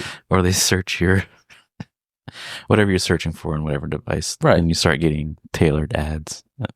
Still annoying though. Yeah. It's just like, look, I don't need you knowing what I like and what I don't like. Mm-hmm. Because I don't want you incriminating me at the end of the day. Right. I'm not saying I go around looking at weird shit. I don't do that. But it's just like, look, man, just calm the fuck down, all right? I mean, if I'm already looking at it, why do I need the ad to tell me? Right. Because I'm going to go back and look at it anyway. What? Yeah. If I want to go shopping on Amazon, I don't need the Amazon ad. Right. I'm going to go shop. I'm going to go back on Amazon. Okay. But we've always had AI. It just wasn't as advanced as it is now. Right. And there was always been talks of something, or, there always was some type of like small invention or small program that was made that, we kind of looked at him like, oh, that's cool. You know what I mean? Mm-hmm. It's always been there. Yeah. It's just not as, it's now more prominent because more things have that capability now. Yeah. Just less things had capabilities before when we were growing up. Luckily enough, we were in the age where we knew how it was not to have technology and what it is like to have technology. What it became. Yeah. So, I mean, sometimes I'm pretty glad that we grew up in that era, because now we can navigate things. I mean, there's 3-year-olds can navigate iPads now. Right. And it's just like, okay, well, but that makes me feel terrible. Because not know how to navigate if it doesn't work. Right. That's one thing I've noticed kind of growing up. It's like they know, or they're able to use a device, but don't know what to do when it stops working. Right. And like that's, for us, we kind of have that advantage of able to troubleshoot. Yeah. And get to. Because we had to do that shit. Yeah. We had to. It's like, oh man, do we do command prompt? Do we do this? Do we do that? Like a lot of my stuff I learned from you, watching how you manipulated the computer. And then I would figure that out. And then I would like run into something. I'm like, oh shit, like what is this? You know what I mean? Yeah. And then I would try to figure out what it is. And then once I figured it out, okay, now I know how to get there, but now I know what this is. So it's been a wild ride with AI. Yes. From the time we grew up, and then 2000 came, and technology. Y2K. We still haven't died yet, by the way. Me and Steve had that running joke, remember? Yeah. Oh, are we dead yet? Every New Year's Eve, we text each other. We'd hang out with each other. It's almost midnight. Are we dead yet? We dead yet? We'd always say that. And I texted him earlier today. It's been what? Like 20 plus years. And I still text him, or he texts me, hey, are we dead yet? You know what I mean? Because we've always seen this type of thing, and we've always like had to troubleshoot and all the rest of the good stuff. And I think the troubleshooting isn't much of a thing anymore, because now you have Google. Yeah. Right. So instead of like changing settings and all the rest of the good stuff and just going through and seeing like, oh, is this going to work? No. Is this going to work? No. Yeah. Especially, one of the biggest things, and I think me and you went through that, was the internet. Figuring out how to make it work better. Yes. And changing drivers and all the rest of that good stuff. It's like, AI can do that now. Right. But it couldn't before. Yeah. But we did that shit. We were the AI. We were the AI. But yeah, it's just kind of, it's kind of a weird world we live in right now when it comes to that. Because it's weird to us, but for the younger generation, it's not, because they've seen it for them. Yeah, they've seen it, and or that's what they grew up with, I guess. Yeah, yeah, But I'm kind of glad we lived in that in between time where it's like, oh, we go play. We didn't play kick the can like our parents did, but we played something similar to that, like wall ball or something like that. Gosh, remember wall ball? Wall ball, so much fun. Yeah, man. See, we got to throw it back on one of these episodes and be like, we're not talking about gaming, but we're going to talk about the games we played outside. Yes, And I think that'd be a good idea. I think that'd be a good idea, like wall ball, or fucking manhunt, freeze tag. Yeah, freeze tag. Red Rover, like all those games. We didn't play Kick the Can. I don't know how you play that one, but or stickball. Right. I mean, you just get a bat and a ball and call it baseball. Yeah. I don't know what stickball was. And I think that's how our parents got good at baseball, because they used bottle caps and sticks to hit the bottle caps. Yes. So I mean that's AI in itself. It's human AI. Mm-hmm. So, but that's my take on it. My long rant. All the listeners are like, "All right, this little rat fucking bastard. He doesn't shut up." We've been jumping around. We're just chilling, having fun. I mean, of course, come have fun with us. Discord's out there. Make sure you join. Definitely join, please. Again, because I'm on Discord all the time. You can always shoot me a message. Doesn't matter. Or shoot a message in the chat, and I'll be in there. Gamepad Saga, link in the description. All right, so you know how we enjoy soundtracks to video games? Mm-hmm. Well, each character had their own composer. Oh. So for Kara, had Philip Shepard. Connor had Nima Fakhrana. Nima Fakhrara. I probably butchered that name. I am so sorry. And then Marcus had John Pisano. I thought that was interesting that each character had their own composer. That's actually pretty cool. And how much money y'all throwing at this game, but probably not a lot. Why say not a lot? Well, think of it this way, right? Think of how much a voice actor gets. Okay. Couple thousand. Yeah. Give or take. Mm-hmm. You know what I mean? And that's for work, weeks of work, weeks of work. So, I mean, you're literally getting underpaid to do it. Yeah. So what makes you think that these composers made music? And mind you, I don't know how well the music is made, so I'll have to go check this. But mind you, how talented they are and how fast they can make a song. Yeah. Okay. You know what I mean? So if you can pump out songs, you can pump them out this much. Oh, okay, we'll give you like 3,500. Call it a day. And then that's probably like 2-3 months of work. Yeah. Okay. Maybe more. I guess that makes sense. Right? Because then you gotta make the song, then you gotta do revisions, and then you present it, and then once you present it, I kind of wanted it a little bit slower, a little have a somber feeling to it. Right. Or maybe if you have a little bit of a snare drum, but check out that bass. Yeah, sure. You know what I mean? So they're doing all kinds of revisions to these things, which is taking more time. I guess depending on the tone of the scene. Yeah. Yeah. So it's just like, I don't know. I don't think they got they got paid, don't get me wrong, but I'm not saying they got paid well. Yeah. I don't think they did. I mean, it's the video game industry. No one gets paid well there unless it's the company. CEO. Or the CEO. Yeah. Or the owner. Whichever six that comes about, someone's getting money first. And we know who it is. Mm-hmm. Oh, yeah, we'll go ahead and get you your bonus checks, all of $50. Right. It's enough to get you gas and maybe paint your back porch with one ruler. Do you know how much paint is? Paint's expensive. Paint is expensive. But yeah, those are the 5 games. Omicron, Nomad Soul, Fahrenheit, or Indigo Prophecy, Heavy Rain, Beyond Two Souls, Detroit Become Human. Let us know if you have ever played them before. What was your experience like? But yeah, that's all I got, brother. And that's all I got too. You want to do this or that real quick? Yeah, we can do that. All right. Got me on the spot, man. All right, I got a game store story for you. All right, let's go. So I'm working. I was in Iowa at the time. I'm working, and some kid comes in the store. He's like, "Hey, I wanted to go ahead and return this." I was like, "Oh, okay, cool. And I'm looking at it; it's opened, all the rest because there's no wrapping on it. I was like, "Did you buy it pre-owned?" No, we bought it new. And I was like, "Oh, okay, you opened it. Policy states you open it, and it's only eligible for trade. But how long ago did you buy it, right? Because like I said, I like try to work with people. Yeah."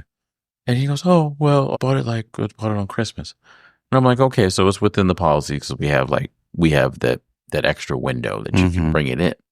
And so, gentleman, the little guy was like, but we didn't buy it from here. And I was like, oh, you didn't buy it from here? Like they bought it from Walmart. They bought it from Target. And so I was like, yeah, unfortunately, I won't be able to take it. And they were like, well, are you sure? I'm like, oh, yeah, positive. It wasn't part of our inventory. Mm-hmm. So we're not going to take it. Now, like I said, if you want to do a trade for it, that's fine. But if you're just wanting to return it, then I can't do that. Oh, we just want to exchange it. And I was like, that's still kind of the same thing. Right. Like, it's not in my inventory. It's not something I sold you.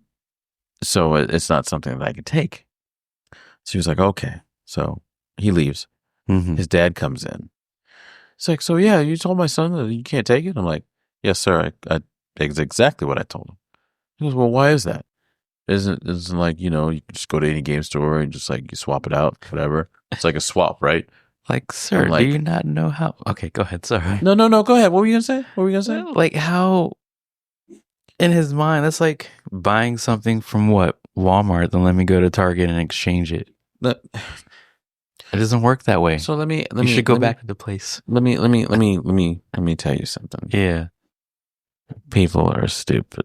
Okay. Mm-hmm. I'm not gonna sugarcoat this, and I'm speaking so close to the mic that I need people to know that people are stupid. Mm-hmm.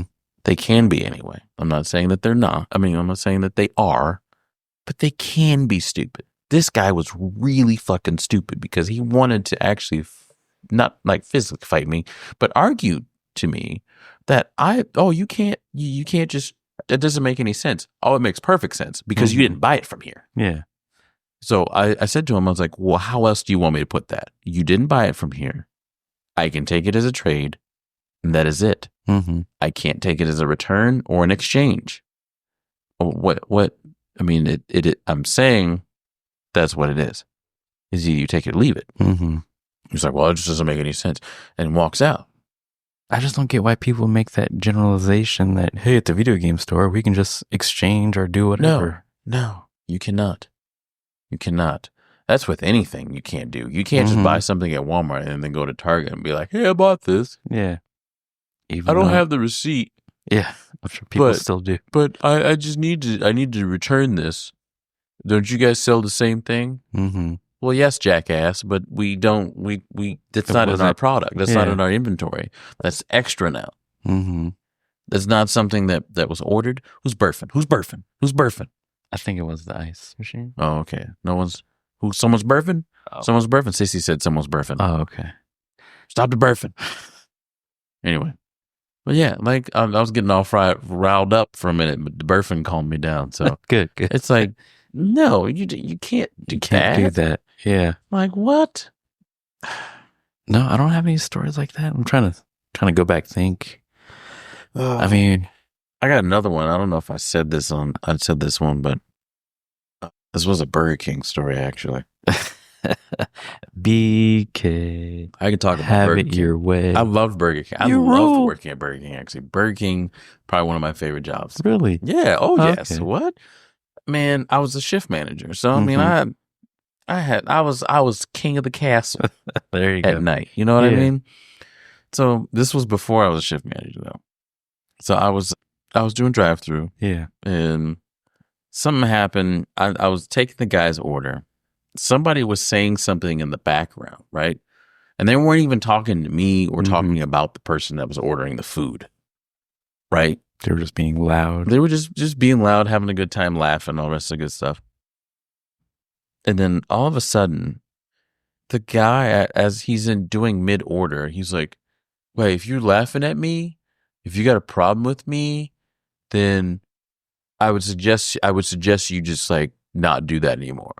And I said, what are you talking about? Mm-hmm. I'm sitting here listening to you taking your order.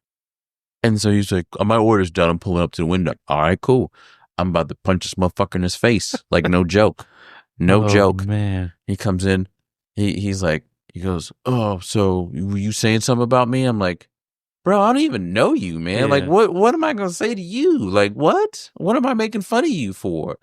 Like, my coworkers are in the back just laughing, having a good time. Like, why are you assuming that I did something? Yeah. He's like, well, if you're going to do something, man, I suggest you clock out before you leave the store. I was like, I would gladly clock out. and meet you God. right over here and fuck you up. Are you Yeah. serious right now? What What? is with people in the I don't know, drive-thru? man. I have no clue. Apparently, this was a guy that used to work at that Burger King. Oh. A. And why is he... Well, go ahead. B. He got fired for some heinous ass shit. Yeah. I don't know if I should say it. Was he still mad, though, I guess? Or mad at the time, anyway? I don't know. I don't know if it was recent or anything like that. He was fornicating in the freezer. Oh, my God. Yeah, he was fornicating in the freezer. I'm like, what is this? Yeah. Got caught. Got fired. So now he's mad, but he's going to come back to this. He's gonna come back to the same goddamn establishment that fired you, Why? and then eat my food. Yeah. Eat the food that I'm about to give you. What? Oh, yeah. Oh. All right, but yeah, that my peoples came and got me like, Yeah. come out the window, because I was about to fuck his ass up. I was like, dude, like as high as my fucking waist, I will rock that motherfucker. Are you kidding me? So that was one. Yeah. And then another story I can tell you. It was my first night as a shift manager. Mm-hmm. My first night, my boss set me the fuck up. I had the worst fucking people to work for me that night. Oh, they said, "Oh, we're gonna leave with all." I don't know what the fucking slackers. happened. I don't know what happened Yeah. or what I did, because I didn't do anything. I didn't piss anybody off. I had just gotten the job. You know what I mean? Yeah. And what ended up happening was, I had someone on cash who couldn't count. Oh my gosh. And I'm over here trying to figure stuff out. I got someone in drive-thru who was just like, "There's so many cars, I can't do this." I sent them home immediately. I am not one to play when it comes to like high stress situations. Mm-hmm. Like if you can't handle it, leave. I don't want you here. I don't want you here because you're gonna affect everybody else, and you're not gonna affect me because you're a figment of my imagination at this point. Mm-hmm. But you need to go. So I sent her home, and she was mad at me because I sent her home. And I was like, "Well, if you can't handle this, you shouldn't even be working here." Exactly. Yeah. That's it. You know what I mean? You knew Can't what handle you were heat, what you get were out getting the into. kitchen. Right. You knew what you were getting into when you signed up for this job. And that's just my football mentality. Mm-hmm. You're on the field with 11 of your teammates. If you don't know your responsibility and you don't know your other teammates' responsibility, what's going to happen is one of three things. You're going to get yourself hurt, you're going to get your teammates hurt, or you're going to get the opponent hurt. And you're not playing the game to hurt somebody. You're right. You mean you play hard, right? But at the same time, everyone wants to leave injury free, Mm-hmm. and you don't want to hurt anybody. And it's the same thing I apply when I was at any job, job I worked at. It applies. It fits. I said, "Yep, you got to go." So I had someone else in drive-through, and they were having some issues, but they were able to work it out. I had a dude that wasn't cooking fast enough, and you can't cook. You can't cook any faster than what the broiler does for you, right? Yeah. So I didn't give him too much grief. But But I was helping him with all that stuff. Mm-hmm. So the person I put on drive-thru came and got me. It's like, "Hey, guy at the drive-thru wants to talk to you." And I was like, "All right, cool." So I go over there. I was like, hey, is everything okay? And he goes, "Well, before you say anything to me, that food that's in your hand, you give that to whoever it is and you come back to the window." And I kind of tilted my head to the side. I'm like, "This is your food." Yeah. He goes, "Oh, okay, yeah, let me get that." And I was like, "Okay, but what's the issue?" He's like, "Man, I waited this long, all the rest of that good stuff. I want my money back." I was like, "Sir, you only waited like 15 minutes." Mm-hmm. I mean, yeah, it's a long time. That's I guess technically inexcusable, but I mean, this isn't. I mean, and here's the thing: people don't understand. For them, it feels like a half hour, right, or longer. But here's the thing that people don't understand: fast food is not actually fast food. Correct. It is actually just called fast food because it comes out at a specific time. Mm-hmm. It is still a restaurant at the end of the day. So people don't know that. It is a restaurant. And I hope my followers know this. And if not, I hope I've educated you. It's not fast food. Mm-hmm. And you have to understand that I've got a bunch of teenagers that are they don't even know what life is yet. Right. And then we're putting them in charge of them. And I'm in charge of them. Yeah. And he's like, "Oh, well, this, and this." And I was like, he said something slick out the mouth. Mm-hmm. And I was like, "But you're going to eat my food though, right?" You have it in your hand. You're gonna eat my food? Is that it?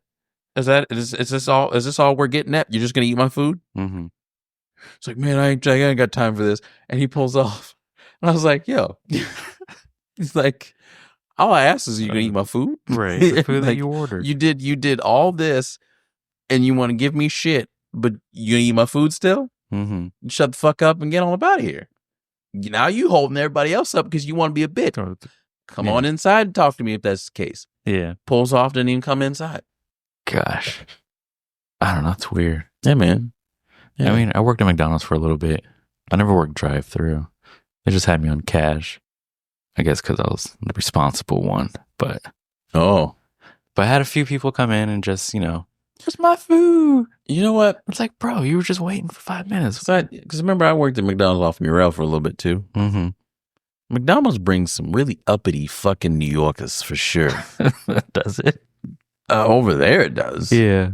Like, let me get my coffee and let me get it super hot. I could see that over there. Yeah. It's like, nigga, it already comes out hot. Like, what do you want?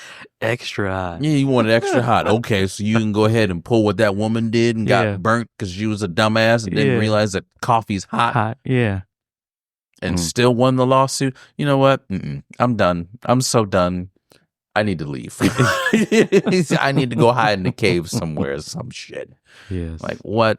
I think a lot of y'all can agree with me. How that woman won that lawsuit against McDonald's is beyond the fuck out of me. Mm-hmm. Beyond me. Anyway, I think I got one more story. It was my first Black Friday. Mm-hmm. So, everyone's waiting in line, all the rest of the good stuff. This is when Black Friday was actually Black Friday. Mm-hmm. People actually were shopping in the store, physically getting things. Yes. It was exciting. It was always an exciting time until you got some dumb bitch that wanted to just ruin your day. You know what I mean? And there was a guy came in, waited in line, got the games he wanted. Now, mind you, we had people going through the line with tickets to write down exactly what it is that they came in were to looking get. for. Okay. Exactly. So they get them in and out of the store. Right. So they had the ticket, and the guy that I dealt with. I'm pretty sure a flyer was sent out beforehand, right? Yes. Okay. This is when we did flyers. I mean, we didn't do flyers. Wink, wink, wink, nudge, nudge, nudge. So the guy was, what happened? Okay, yeah. The guy was in line, had his stuff, right? Mm-hmm. He specifically asked for Grand Theft Auto 5. Now on the ticket, it showed Grand Theft Auto 5. Mm-hmm. When he went and got the game, got Grand Theft Auto 5, he comes back 30 minutes later and was like, I got the wrong game. He's like, you guys messed up. So I asked, well, who was it that took your order? Mm-hmm. Who's that person? I went up to him and I was like, hey, remember taking their order? Well, yeah, I did. No, they said that you put down Grand Theft Auto 5, but it was supposed to be 4. Mm-hmm. And they were like, no, they said 5. They specifically said 5. And I was like, okay, all right.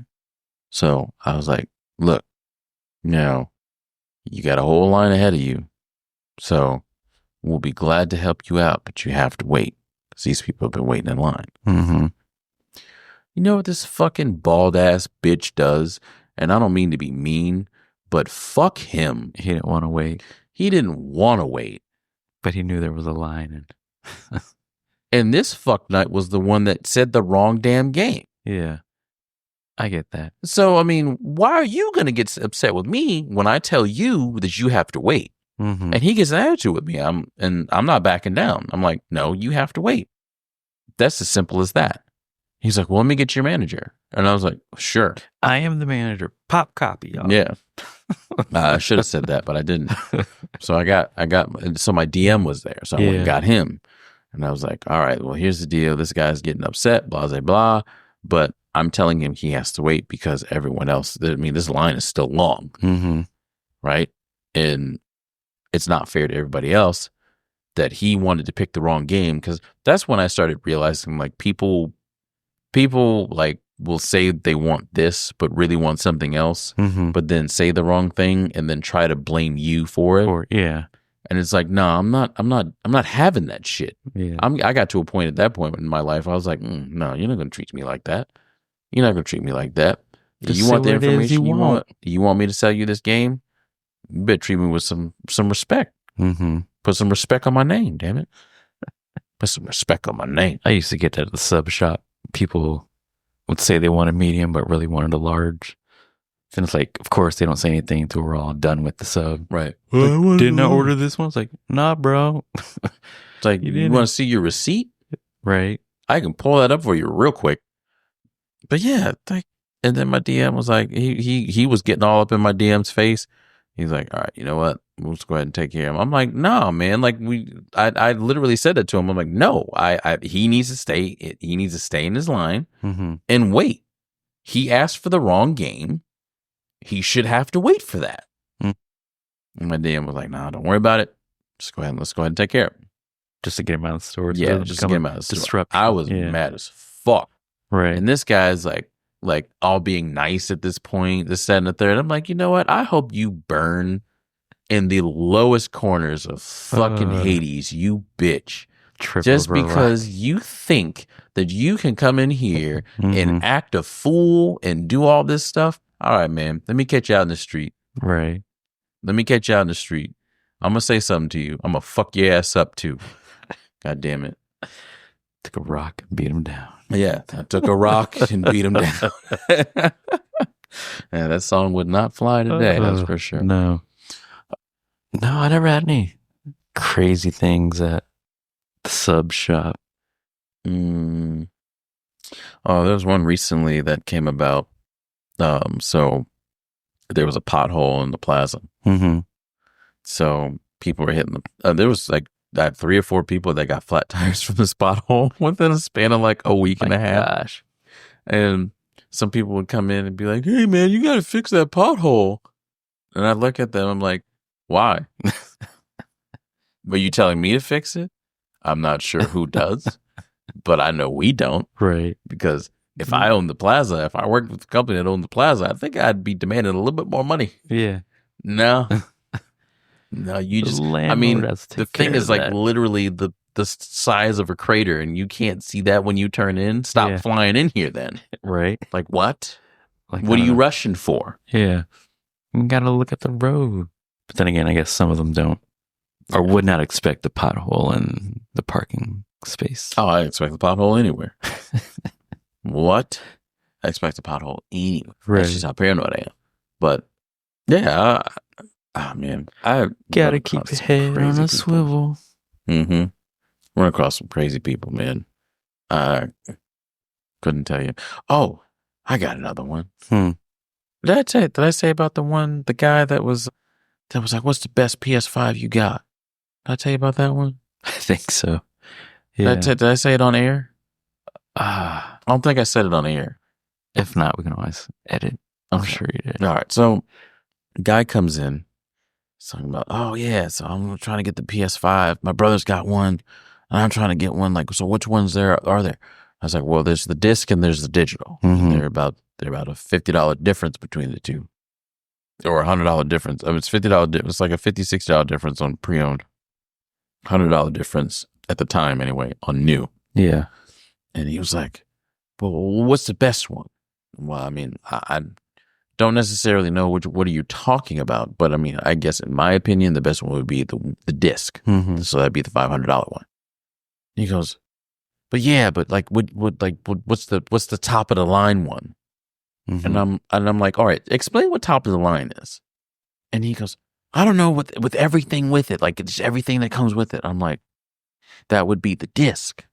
Like I mentioned. Disc version, yeah. Yeah. He goes, well, wait, there's like 2 PlayStations? And I'm like, yes, there's a digital and a disc. And he goes, so I don't think you answered my question. So what would be the best one? And I had to take a deep breath. Like I did it right in front of him. Like I vehemently was getting very frustrated. And I'm like, sir, if you are looking for the best one, I would probably say the disc, because you can get your games digital and disc form. Yeah. And I said, is there anything that you are not understanding with that? Because I had to at that point. I had to be that dick at that point because I'm just like, I've explained this 3-4 times. I don't like repeating myself. Right. I don't. Same here. Like, how else you want me to tell you this, bro? Man, so many times I get people. I'm like, I don't know how to. I don't know how simple I can explain this to you. You know what I mean? And even if I explain it more simply, now I'm in fractions at this point, and you still don't understand. Fractions are not easy to understand. No. But yeah, I'm just like, golly. And, you know, he finally got it. And I don't think he did. I just think he realized I was getting very frustrated with him. So just pick one. Just like, oh, I guess I'll get the disc. And I'm like, cool. And I just turned around and just started doing my shit. Because I was just like, I'm not trying to listen to this man or even try to talk to him. He just doesn't listen. Mm-hmm. Yeah, sometimes people can be difficult and not pick up what you're putting down. But I mean, I don't know. I don't know if it's so much that or they just don't listen. I've learned a lot of people just don't listen. Okay. Kyle's saying if you're making a big purchase like that, I would figured you would do research. I mean, yeah, most people do. Most people do their research. They just come in to get the second, the what is it? Not the second hand, but the confirmation. Yeah. Like, yeah, this is what it is. So it's like, okay, I guess it can happen to a lot. Yeah. Or maybe they find out more information that they didn't find out before. And then it clarifies, okay, yeah, I definitely get this. Or I definitely won't be getting this, you know? But man, I get some crazy people at the game store. Crazy. But yeah, that's all I got today. That's all I got for tonight. All the stories, maybe. Well, I hope you guys, ladies, gentlemen, enjoy this episode. Again, thank you for listening to us. Yeah, shout out to you all, for real. Really appreciate it because, you know, we sit here and we have a good time and we talk and stuff like that. And it's really nice to know, like, people support what we do. Mm-hmm. And even if you disagree with some of the things we say, you're still supporting it because then now either you're disagreeing with us to teach us something, or you're just disagreeing with us to be a dick, which is fine. You can be a dick, but don't get upset if one of us is a dick back to you. You know what I mean? Yeah. Like whatever energy you give, you're going to get back. Get right back. Yes. That's just what it is. That's how life is. You can get a helmet if you're not ready for it. Because I could spit fire real quick. Right. Spit hot fire. Yeah. Dial on, because I spit hot fire. And that's how we're going to leave it for you. Again, thank you for listening. We out. Let's all go walk in the park by ourselves. Make this last forever. Sing it. Ooh, let's reveal the magic we feel in each other. Good night.